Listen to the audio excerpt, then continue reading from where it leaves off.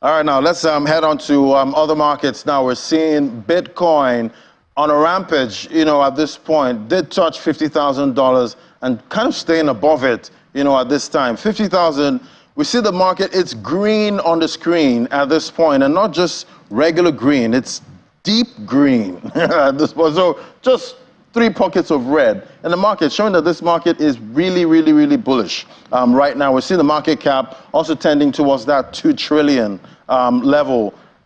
Quite incredible. We've not seen this $50,000 a Bitcoin in about how many years now? And this is happening at once. Post ETF spot approval, Bitcoin spot approval there. We're seeing Ethereum deep green up 7.78% in 24 hours. Let's look at the stories now in the market. We're seeing Binance there. The CEO, Champagne Zhao, his sentencing has been delayed until April. No, we know he did have that issue with the U.S., the SEC. They've been on Binance's case for the longest time now, and so they're delaying his sentencing. We know he's a citizen of the United Arab Emirates at this time, so they're still holding him up there. And definitely Bitcoin breaking $50,000 for the first time since 2021. That's a long time. Really bullish market. What was driving it at this point? Other stories now. We're seeing a billionaire, Thiel there. He's betting big on crypto, giving a big forecast for the price of Bitcoin going forward. So we're seeing a lot of bullish news right here in the market. Let's bring in Olumide Adesina, our financial market analyst, to bring us up to speed. Hello, Olumide. Great to have you. Yeah, good afternoon, Ladi. Thanks for having me. Yeah, quite a bullish market we're seeing right now. $50,000 Bitcoin. Last time we saw this was in 2021. What is driving sentiment? Is this still the ETF?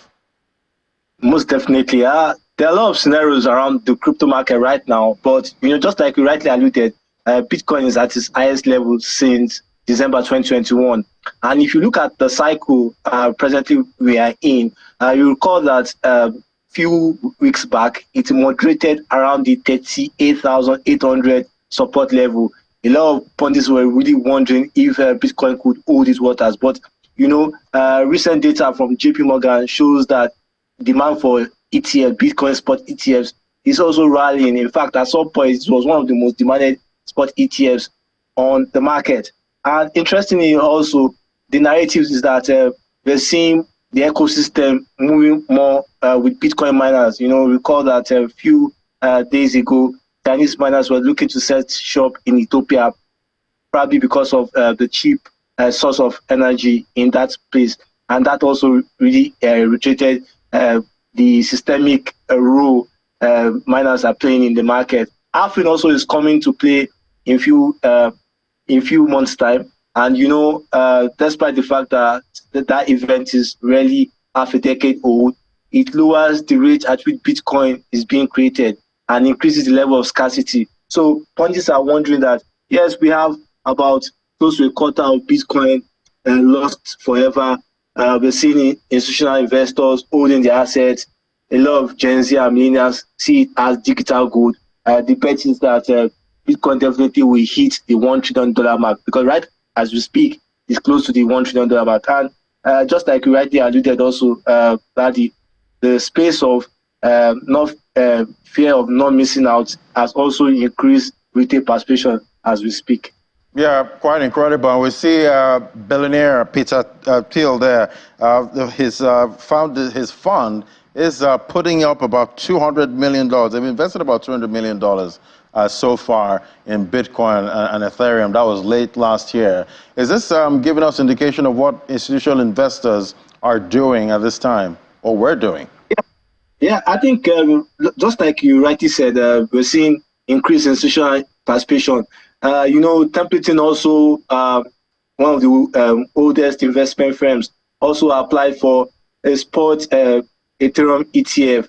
That definitely has also increased dynamic activity at the most sought after blockchain in the space. So while we are seeing institutional investors, I think concerns are still with how global concerns are playing out. The Hamas-Israeli conflict has divergent really created a view on what is happening in the crypto market. But I still feel that is a strong factor to hold on. We still have high geopolitical concerns. Inflation data is coming out later this week. We don't know the body language of the US Fed, though it seems like interest rates cuts at the month of March is highly unlikely. But appetite for risk is really high, Ladi. And it's not just the crypto markets. We've seen NVIDIA, for example, facing stocks like companies like Alphabet and Amazon. So I think while appetite for risk is high, investors need to be very cautious because with the way geopolitical uncertainty is really being amplified, the markets could really moderate at some point. And it's quite interesting, you knowing fully well that there's a cost of living crisis, right here, in the country. Definitely a risk-on sentiment would be the unusual path, at this time. But with what we're seeing right now, I guess everyone has to manage FOMO, at this point when it comes to Bitcoin.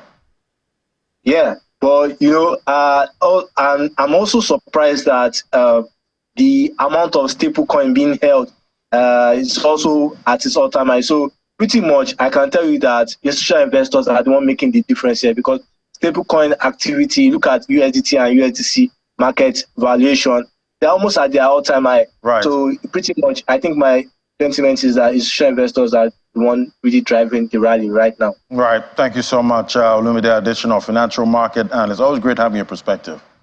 Yeah, thank you for having me, Ladi. All right, there you have it. So it's a very, very greedy market right here. That's for the crypto market. But the NGX intraday marginally down. We'll be looking forward to how that closes and other global markets we track. Thank you for watching the show today. You can visit channelstv.com for more updates. I'm Ladi Williams from the team right here at Channels HQ in Lagos. It's bye for now.